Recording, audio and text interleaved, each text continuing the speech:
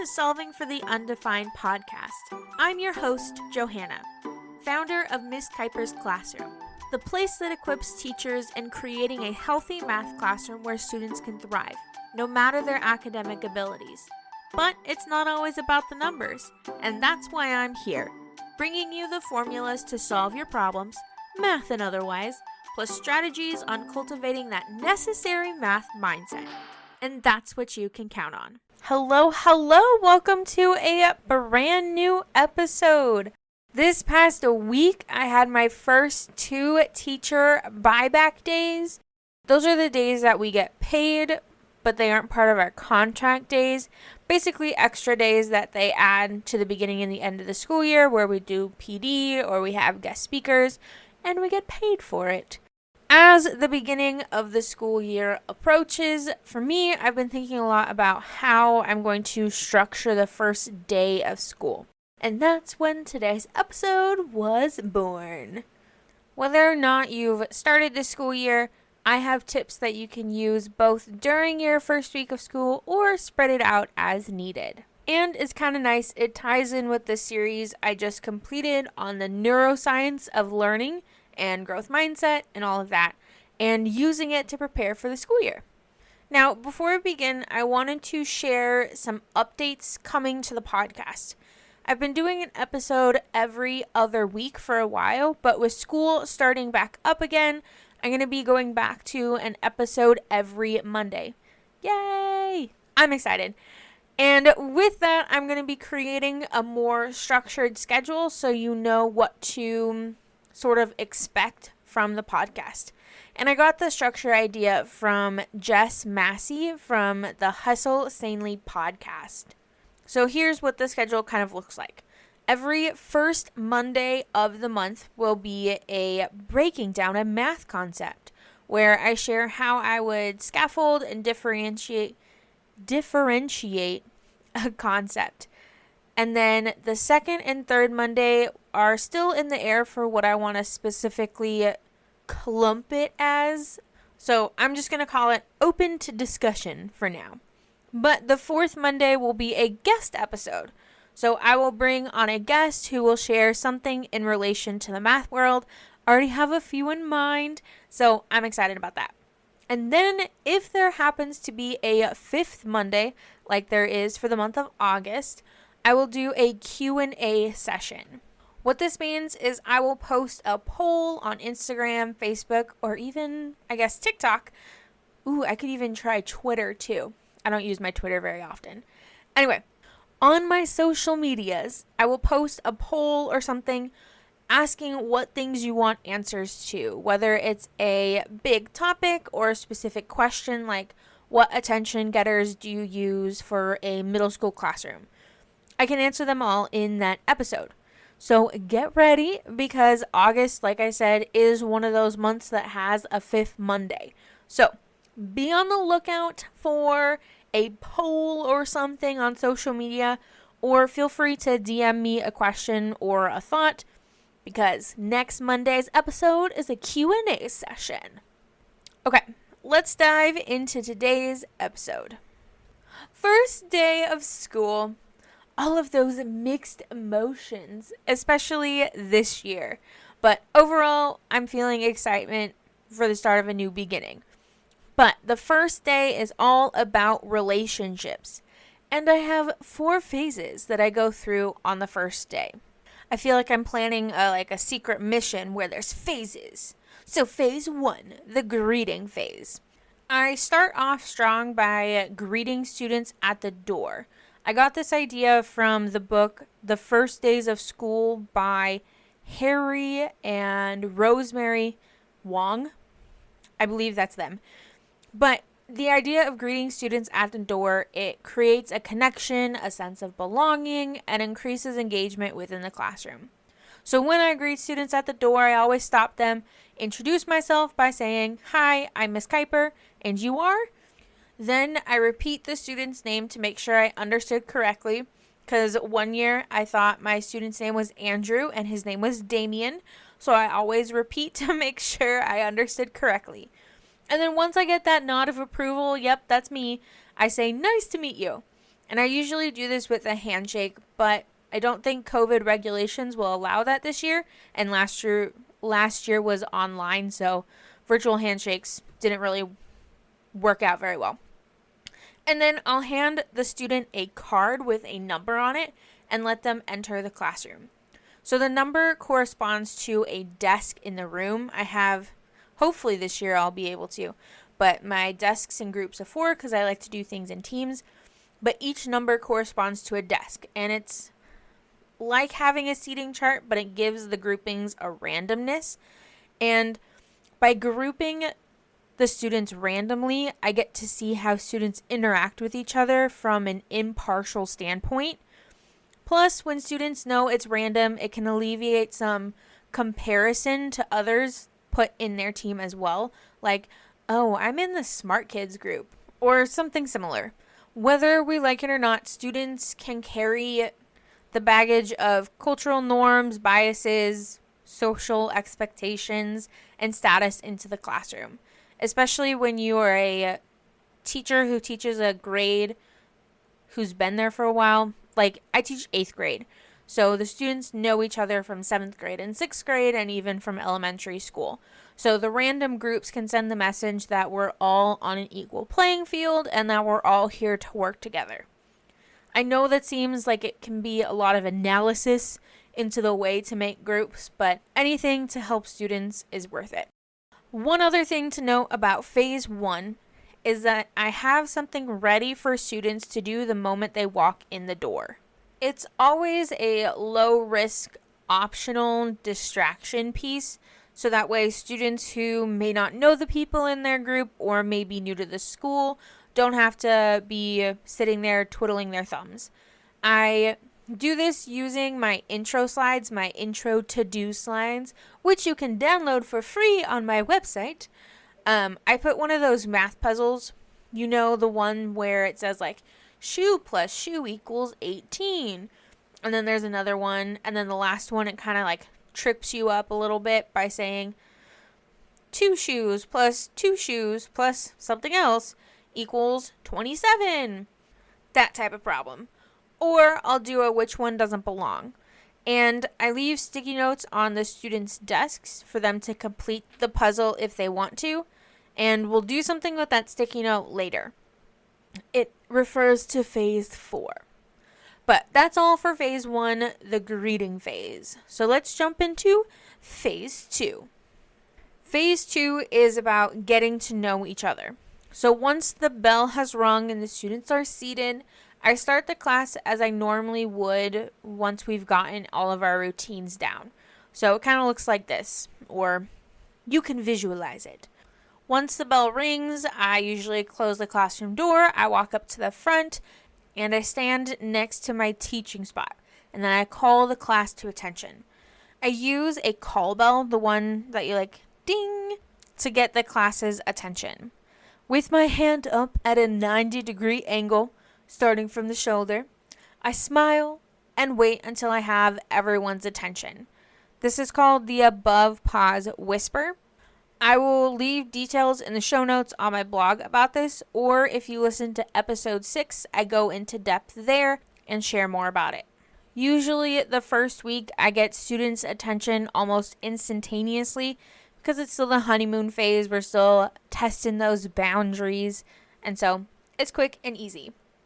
Then I do the briefest intro. Literally I say, "Hello, I'm Miss Kuiper. I'm going to be your math teacher this year. Hence, you're in this classroom. I'll introduce myself more later, but now I'm going to explain your first activity." Boom. That's it. I want students to get talking and building trust with each other before I even talk about who I am. In phase 2, I want students to get to know each other. Once students are talking, I can begin to see students' personalities emerge and how they're going to be able to work together. And I do this through get to know you activities. I never call them icebreakers. I internally cringed when I said that. Too much anxiety surrounds the idea of icebreakers, and I don't want that in my classroom. So I never call them icebreakers. Anyway, I'm going to start off by telling you one of my least favorite get to know you activities. Bingo. You know the ones I'm talking about, where you have to wander the room asking people if they relate to one of the spots on your board so you can get a blackout or whatever. It inevitably goes from, did you travel more than 50 miles this summer? To, which box will you sign for me? Boring. I prefer something lower risk and way more fun. Insert A to Z get to know me activity. This activity has 26 wacky, serious, and funny questions for students to get to know who their classmates are. Like one of them, I made these up myself, so I like them a lot. It says, Queen of England grants you knighthood. What did you do to deserve it? How fun is that? So the way it works is this. Students will answer questions in their teams based on the letters in their names. So starting with the first letter in their name, students will answer the corresponding question. For example, I'm Johanna. So I will start with question J. Here it is. Just so you know, my least favorite snack is blank, but my favorite is blank. So then I'd answer it. My least favorite snack is the soft and chewy Chips Ahoy. My favorite snack is probably brie cheese with water crackers. Although I'm weird and I add salt because it doesn't have enough oomph without it. And then the next person will go. And we'll continue around our group until all the name letters have been shared or we run out of time. So students may use a nickname if they choose, because I know some names are like really long, or students have other preferred names.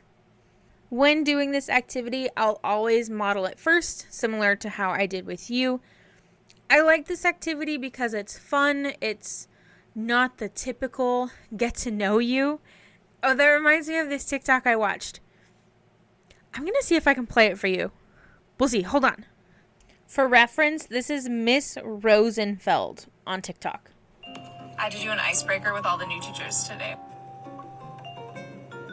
They said, turn to the person next to you and ask them as many questions as you can in 60 seconds. And I was like, yes, as many weird questions as I can. And then your partner answers and then you switch. And then our administrator said, great, now you're going to introduce your partner. So I sat there watching people state very normal facts they had learned about their coworkers. And then it was my turn to introduce my partner. Hi, this is my partner. He works in the special education department. He does not believe that cereal is a soup. He puts the toilet paper roll on forward. His bedtime is 11:30. Too good. I love this video so much. All right, back to business. That's it for phase 2, though. That's the get to know each other activity. Moving into phase 3, that's the phase 3 get to know me. I may or may not have made that rhyme on purpose. Anyway, this is the time where I introduce myself. I have maybe 3 slides of pictures. I have one of me and my husband, one with my family, and then my pets, because who doesn't love to see pictures of cute animals? But the way I introduce this is by saying, now that you know some things about each other, here's a little bit about me. And then I explain the pictures and some significance, because my mom is the reason I'm a teacher and my dad's the reason why I chose math. And so those are some fun things to add in. Then I give my students a true or false quiz about me. Most of the questions are like, my favorite condiment is mustard, true or false? Or, I played soccer in high school, true or false? And I let the students work together, which they will do now because they know each other and have built a little bit of trust by doing the A to Z get to know me activity. And my favorite part about doing this true or false quiz about me is I've set up hints around the room, very incognito style. And so this activity does take some prep, but the majority of it is set up anyway because it's my normal setup. I just make sure to have certain things to help students figure out if something is true or false. So for example, the I played soccer in high school question. I have pictures from my track and field days. I did shot put and discus in high school and in college. But I have pictures from that time on the wall behind my desk to showcase that. So they might be able to understand from that I didn't play soccer in high school, but I did shot put and discus instead. Some of the statements on the true or false quiz are like, I'm excited to have you in my class, true or false. Or, I have high expectations for my students, true or false. This puts some genuineness into the activity. And whenever we go over it, students always shout, false, to be silly. And they know it's true. They haven't experienced it yet to know it's true. But they know deep down inside them that my hope is for them to see that it's true. This teacher true or false activity is a free download in my TPT store or on my website. It is editable, so you can make it your own. You don't have to fake that you did shot put and discus in high school just because mine says that. But it also has the example of what I use in my classroom, as well as some ideas for you to put on there in case you got some writer's block. And then after the students do this activity or the time is up, we'll go over it together. And my favorite part is asking students how they figured out if it was true or false. Because sometimes students heard from a previous grade level student, or they saw the picture on my wall, or they noticed that there was open mustard packets in the trash can. I don't know, something along those lines. It's kind of like Crime Scene Kitchen almost. If you haven't seen that show on Hulu, you need to watch it. I loved it. It was awesome. But that is phase 3, get to know me. So now we're moving into our 4th phase, closing it out. This closing it out phase is a routine phase. I like to start and end the first day with some routine to provide some structure to the day and to show students that it's not all fun and games.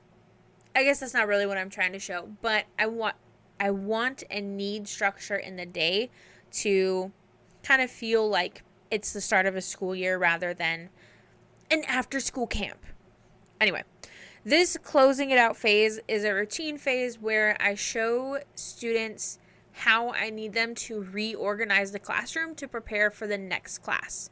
And I talk to them about how this classroom is a place of learning, and in order for it to be that way, I need it to be ready for the next class, so that way I, as the teacher, am fully prepared and ready for them, so that way they can have the same experience you just did.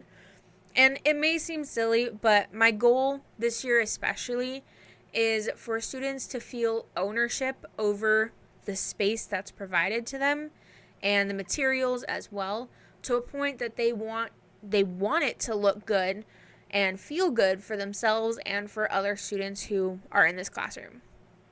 So the way I do this is I show them the lines on the floor and how they're supposed to match where their desks go, because I have them in groups of 4, but the desks are all facing different directions to best provide a group atmosphere, because desks are not squares. And then how to properly tuck in their chairs. And then I also share with them how I want the teams exiting the classroom to avoid chaos, and where the parking lot is for sticky notes. And we've made it full circle back to the sticky notes that they used at the beginning of the class. If you've never used a parking lot before, it's a place for students to stick exit tickets, if they're sticky notes of course, questions or notes to me, depending on the day and the situation. And then that's pretty much it.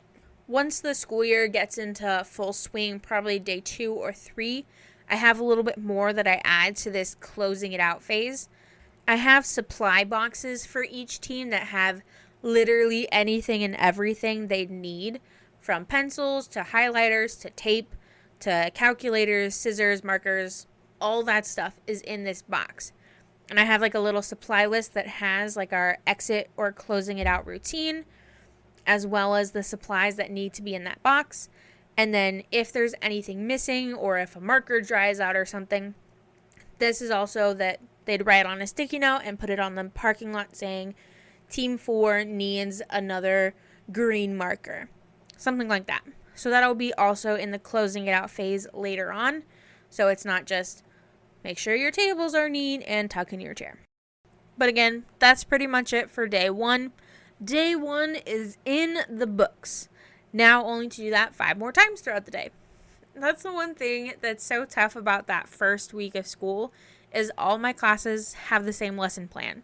Normally it's like I have 2 accelerated 8 classes and 3 math 8 classes and then advisory, but no, all of my classes are the exact same. To briefly summarize, I plan my first day into 4 phases. Phase 1, greeting. Phase 2, get to know each other. Phase 3, get to know me. And finally, phase 4, closing it out. And with that, I hope you are feeling more prepared for the first day of school and how it will go. I know my first year of teaching, I never saw what a first day of school looked like. So whether you are a first year teacher or you're a veteran teacher, I hope you feel prepared and you feel ready to go. And if you've already completed the first day of school, then these activities are still fun to do as a brain break, or if you need a fun Monday or Friday lesson plan, feel free to use this. And if you have any questions, feel free to send me a message on Instagram. You can find me at Miss Kuiper. That's MISSKUIPER. And I'm happy to help. And until next time, I'll calculator. Thank you so much for tuning into today's episode. To find all the links and resources to things talked about in this episode, head on over to MissKuipersClassroom.com and click on podcast.